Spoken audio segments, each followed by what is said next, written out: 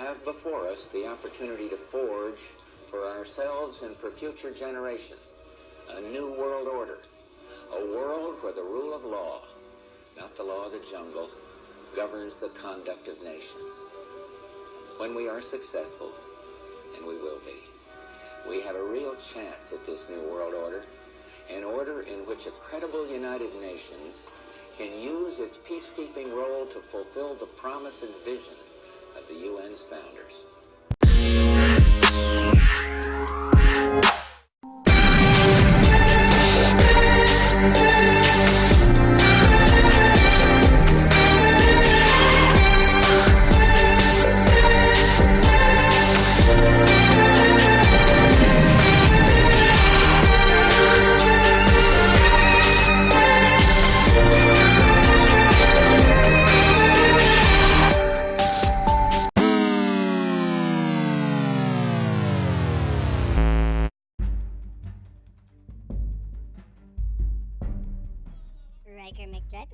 Shit his pants on the 4th grade.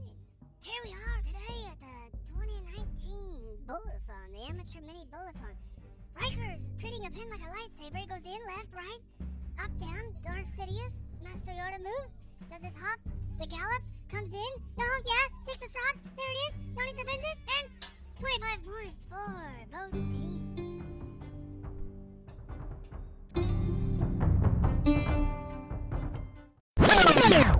Welcome to the Brotherhood Order. Remember, we are not a subsidiary of the New World Order. So don't forget, okay? All right. This is Archon Week, like Shark Week, except it's like Archon Month, We're just going to be bathing around and basking in the glory of the Archons and the Nag Hammadi texts and the...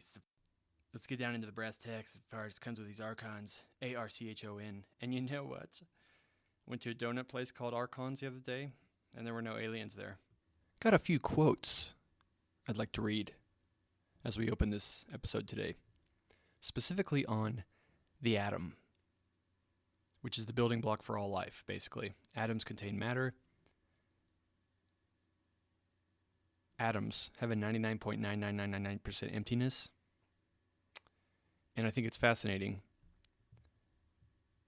to just sometimes sit and wonder and think and ponder and try to grasp the nature of what this projection or reality that we all live is.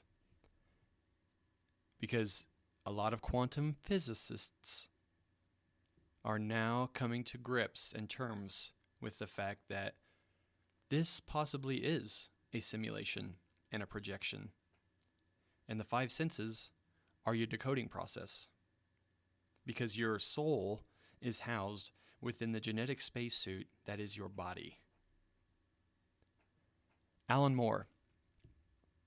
In the human mind, the number of possible connections that can be made between neurons greatly exceeds the number of atoms in the universe. Carl Sagan. We are the representatives of the cosmos. We are an example of what hydrogen atoms can do given 15 billion years of cosmic evolution. Carlos Castaneda book, featuring the shaman Don Juan Matus, who said, "Our fellow men are black magicians, and whoever is with them is a black magician on the spot. Think for a moment, can you deviate from the path that your fellow men have lined up for you? And if you remain with them, your thoughts and your actions are fixed forever in their terms, which is slavery. The warrior, on the other hand, is free from all of that. Freedom is expensive, but the price is not impossible to pay. So, fear your captors, your masters. Don't waste your time and your power fearing freedom." So, where do we begin today? I'd like to discuss the nature of DNA, belief systems, as well as a little bit about the Nag Hammadi texts, what, who, when, where, why. Also, we are going to discuss the attempt at summing up this information. When somebody asks you, hey, give it to me in 2 sentences, I can't do that. There are not two sentences possible for me to manifest or to put together which would accurately portray, describe, communicate, and relay the information that not only me, but other researchers in the field, and not that I'm a researcher, other people in the field have come to. All right, the scientific method. You establish a theory, use critical thinking and the problem-solving strategy to work your way from that theory to a conclusion. What you don't do, what I don't do, and what I did not do when I started this journey 14 years ago, keep in mind, I was a George W. Bush voter in 2004. That's where I started this journey. In a matter of 14 years, I didn't start with this conclusion regarding the Nag Hammadi texts and the Archons, or anything to do with the Greys, anything to do with the Solar Warden. I don't start in the deep end and go from there. The only way to truly get down the rabbit hole is to start on the surface, right at the edge, dip your toe in a little bit. From that point, how far do you want to go? I decided that I was not going to be cul-de-saced along the way by something that I thought was very trivial, such as the left-right paradigm in politics, such as a one-issue concern, such as, even if it's within the weirder side of what's happening and the stuff that I talk about here. I hear people say there were no planes on 9/11. That doesn't take away from the fact that the event that transpired that day has had some undoubtedly vast and dramatic effects on our current situation and where we are going. You know, I don't really care if the Titanic was not the Titanic when it was sank. It's interesting because it does kind of provide a clue into the mindset of these people. J.P. Morgan owning White Star Lines, which owned the Titanic. This is a mentality.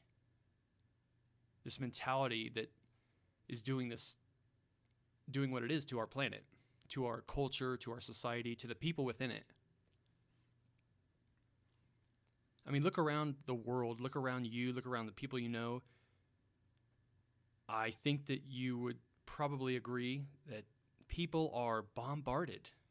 We are constantly pushed to be striving for something, the next rung of the ladder. The pursuit of happiness. It says it in one of our founding documents. Just think about that phrase and loathe. Find joy in a situation which doesn't require any pursuing at all. That's what we have become. We are constantly pursuing, chasing after something. I mean, the day after they do Super Bowl analysis and shows and the national championship is on, sometimes the night of, they're already predicting the next Super Bowl game, who's going to win, what the score is going to be. Nobody lives within the now. And even as you look towards the future, or you think back with regret on something you did 5 years ago or can't get past, where are you when you are thinking about that? You are in the now. Theoretically, and therefore, the now contains the future, the present, and the past. And when you get outside of the now, when you literally focus on just the right now, what are you currently doing right now? Because what you're currently doing right now does not have anything to do with what you were yesterday, 2 weeks ago, 3 weeks ago, or what you're going to be doing in 3 weeks. But we constantly live in the future or in the past, rarely existing within the now. And that ties in nicely to what this force, the Archons, what their mindset and how they've given us that mindset. We live in an Archon planet. And keep in mind that these Nag Hammadi scripts, these texts or scriptures or whatever you want to call them, scrolls, this is a sect of Christianity. This is not some hocus pocus, whatever, not some eccentric cult that's coming up with this. These are 1,600 years old. This is scripture from a sect of Christianity that was not very well appreciated by those in power. In fact, so much that a lot of these Gnostics were burned at the stake for heresy. So just keep that in mind. As we explore these scriptures, this is not some guru wannabe or phony. These are Gnostic texts from 1,600 years ago, which are describing the same force that the Bible describes when it talks about Lucifer. Satan, I will not pretend or act like I know much about, religion in general. I was baptized when I was a kid. I haven't read the Bible in its entirety. I do have a few Bible quotes or scriptures or verses, whatever, that I enjoy. But the purpose, or at least the message within that book, as I've always understood it, is that Satan or Lucifer has to have and is trying to incorporate and implement evil within mankind, to mankind, upon mankind. So what's the difference between that narrative and what we are exploring here, which is simply a division within that same faith that maybe saw it a little bit differently and attempted to put the truth out there? Because remember, knowledge is just knowledge. The pyramid, the all-seeing eye, that's not an evil symbol. It's how these people, the force, the powers that be, the brotherhood of the snake, whatever you want to call them, it's how they have manipulated that frequency or that energy or that symbol. Energy flows where attention goes. Energy flows where attention goes. So, what is our attention? What is our energy? Our attention, our perception, when you break it down to the DNA aspect, or DNA is a receiver transmitter of information. That's what it's doing. It is picking up a frequency, transmitting back its own frequency. We are an information field decoding an information field when you really break it down, okay? The world outside of you does not exist. That is the projection. You are the projector.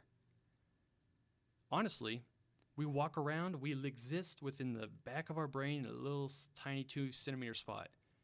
Everything of our 5 senses screams a decoding process. Every one of those senses is sending electrical signals to the brain, which are firing along the synapses. It's that quote from The Matrix. Sums it up very well.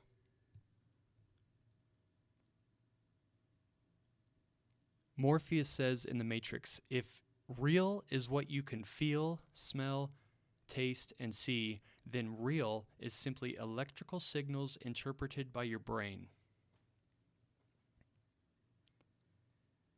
You are not the person you see in the mirror.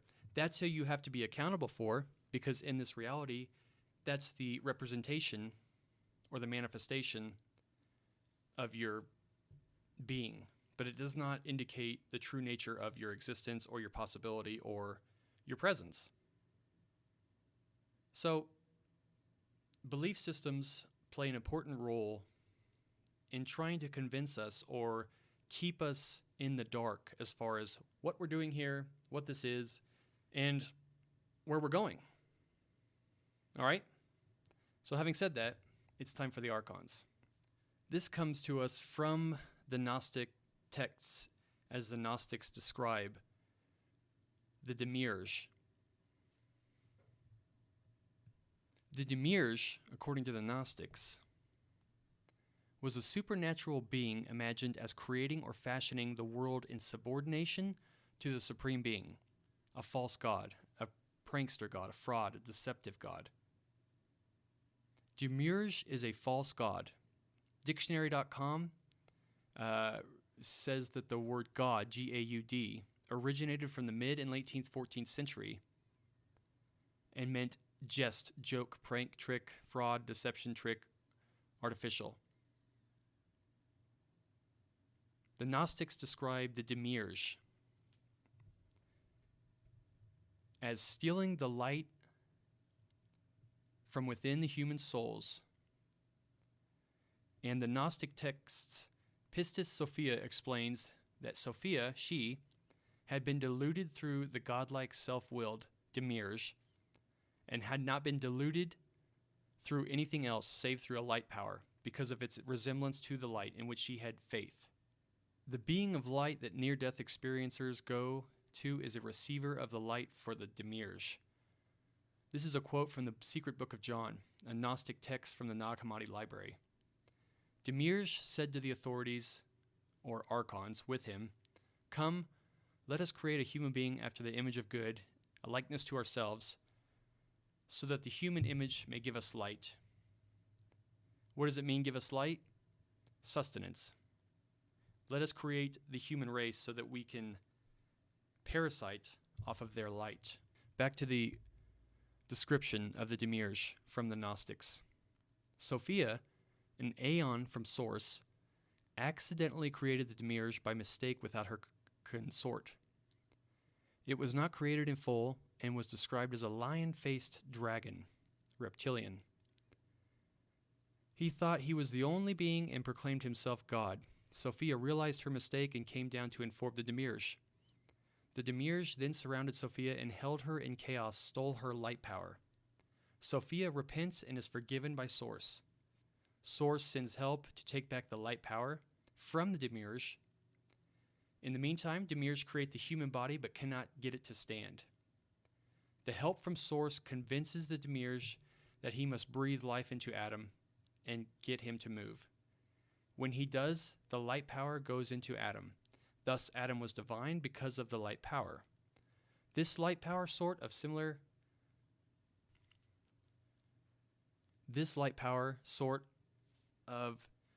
is similarly compared to the overtones to the Holy Spirit. It is in every human. The Archons supposedly were produced not in full and are unable to hold the light power. So this is very possibly explained why Greys have no souls, the Grey aliens, if you look at some of the people and researchers in exopolitics. They're all sociopaths. Sometimes sociopaths are smart and pull the wool over a lot of naive people. Sociopaths pretend to be something they are not to get what they want. That is what we are up against. And I implore you, if there are people that come into your life that have empty eyes, that are of sociopath tendencies, take a hard look at what they are doing to you, your situation. Are they there to help you, or are they there to parasite off of you, to get your light, to feed off of your divine light? The hypostasis of the Archons. The rulers laid plans and said, "Come, let us create a man that will be soil from earth." Like storm winds, they persisted in blowing that they might try to capture that image which had appeared to them in the waters, and they did not know the identity of its power. They have no ability to create anything in and of themselves. They needed the divine light to be able to. They had to have the divine light supply that light in order to create or finish the job of creation when it came to man. They have no intentionality. They can copy what is already there. Thus, according to the Gnostics, these 1600-year-old tablets, they need humans, they need us as their fuel source, as their sustenance. All right, so to recap, the Demiurge system or strategy was to include stealing light, to harvesting light from the source.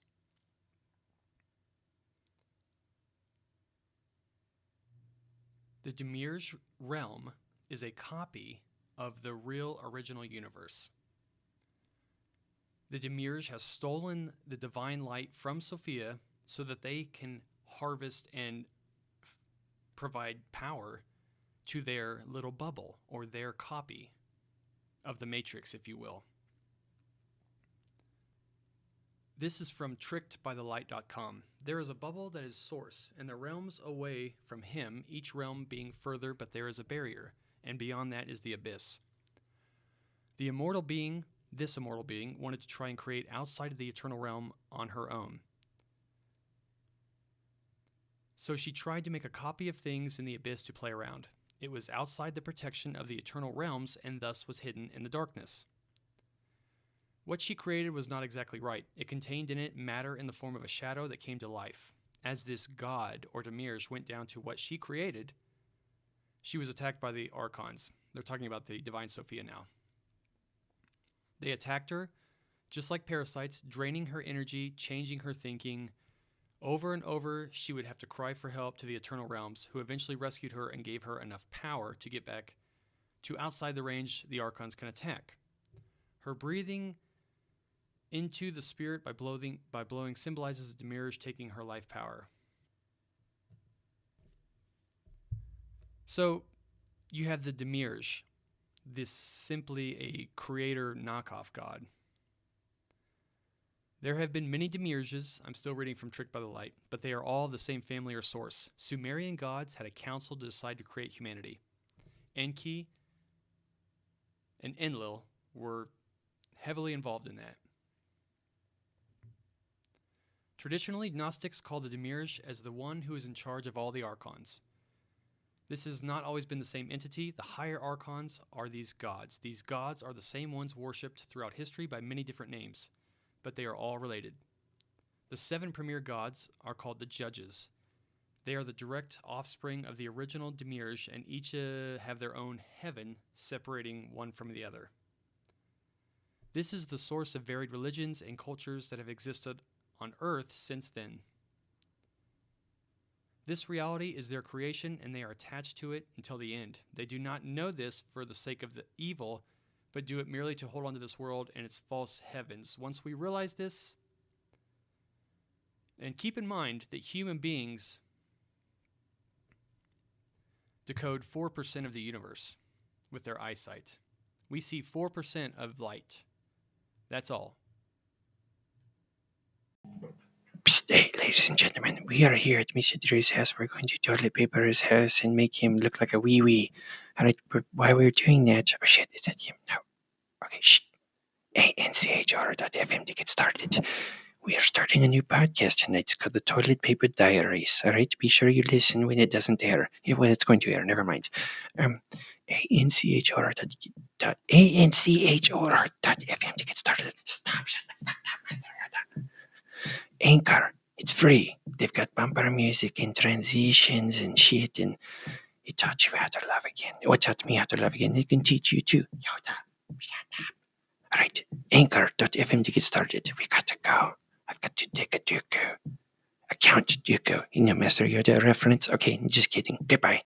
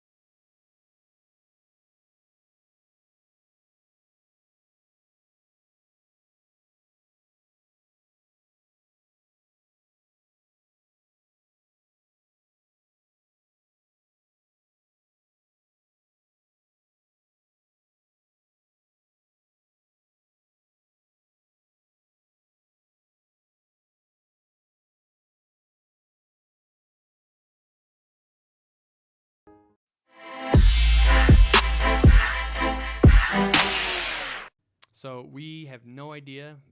Even me, I have 4% decoding process when it comes to all the matter in the universe. For to keep science and to break it down as simply as possible. Just to keep things moving, What does this mean? Let's break it down even more. How many times are you going to say break it down? Time out from the game. So there's the who, what, why, maybe the when, who, what, when, where. Where is everywhere, all right?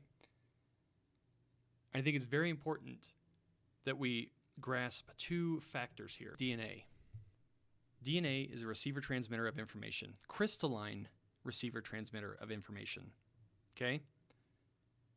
Its job is to pick up visible light or certain information fields of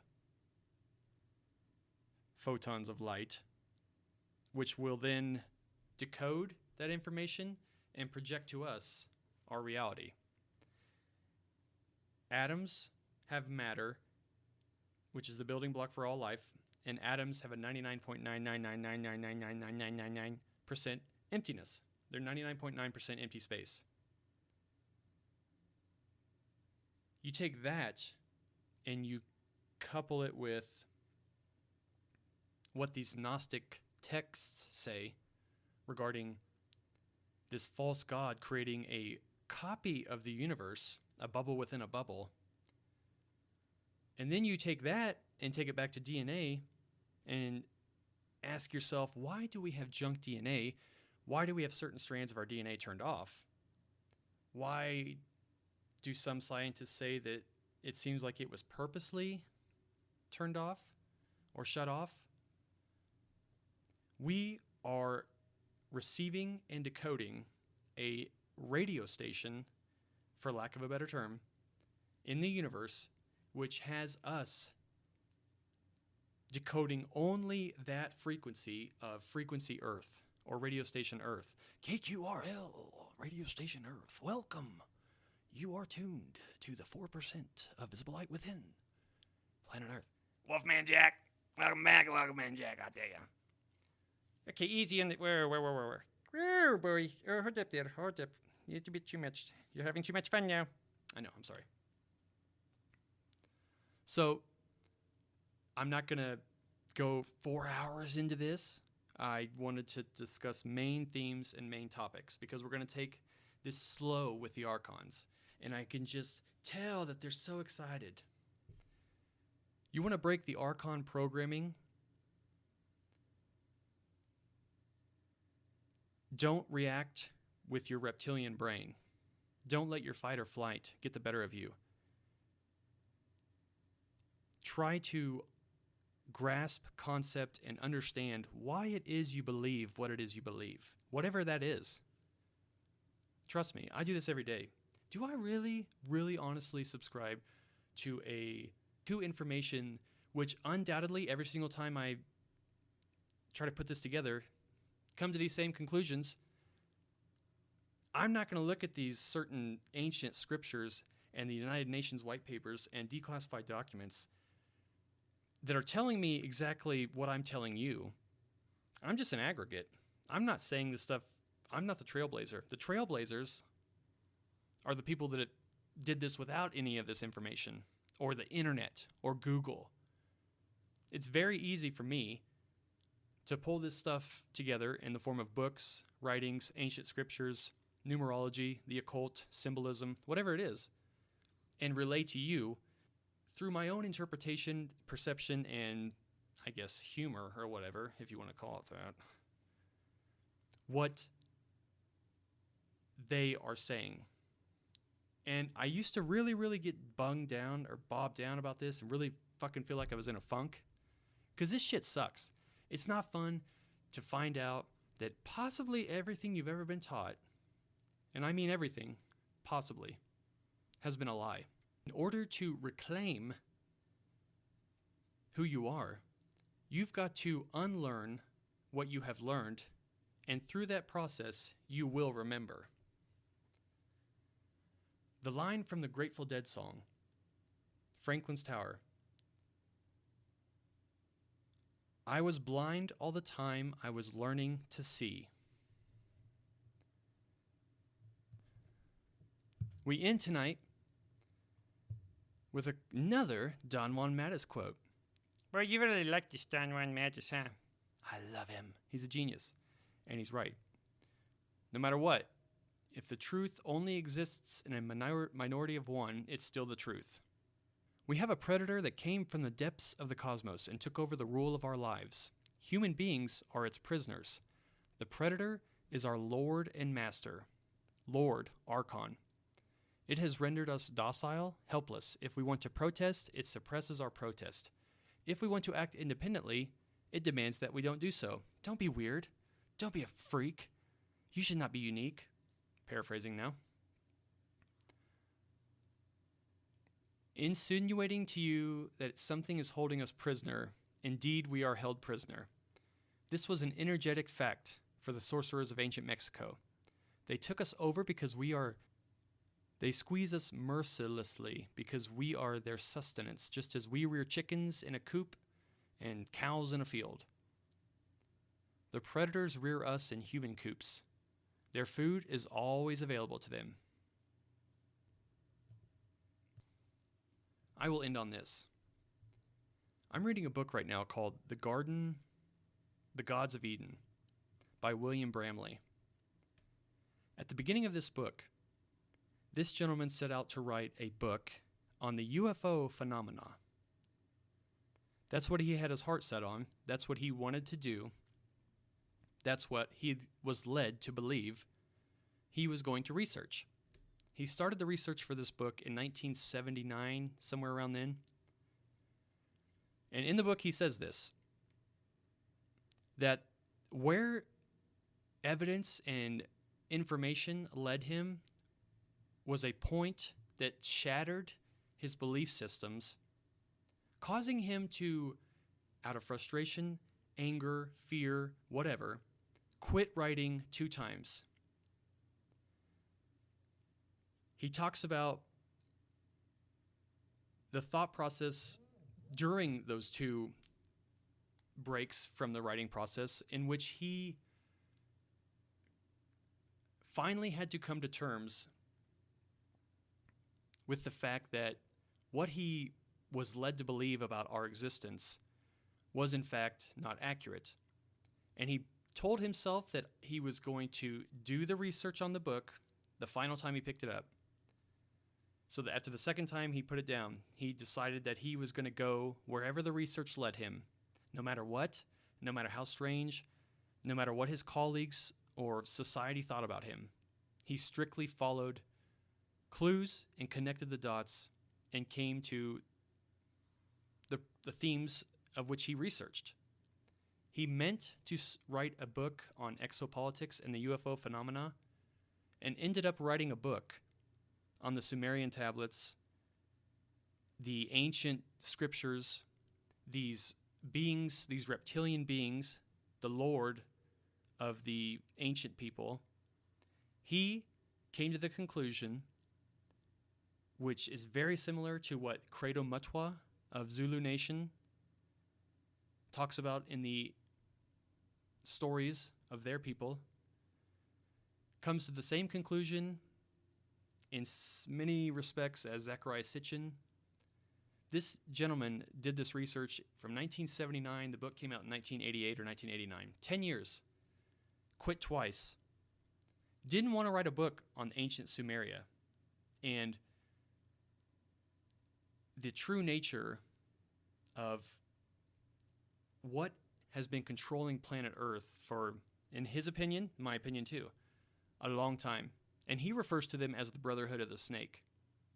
He starts his story in Sumer, traces them through to Egypt, and then on to wherever else, and is very, very adamant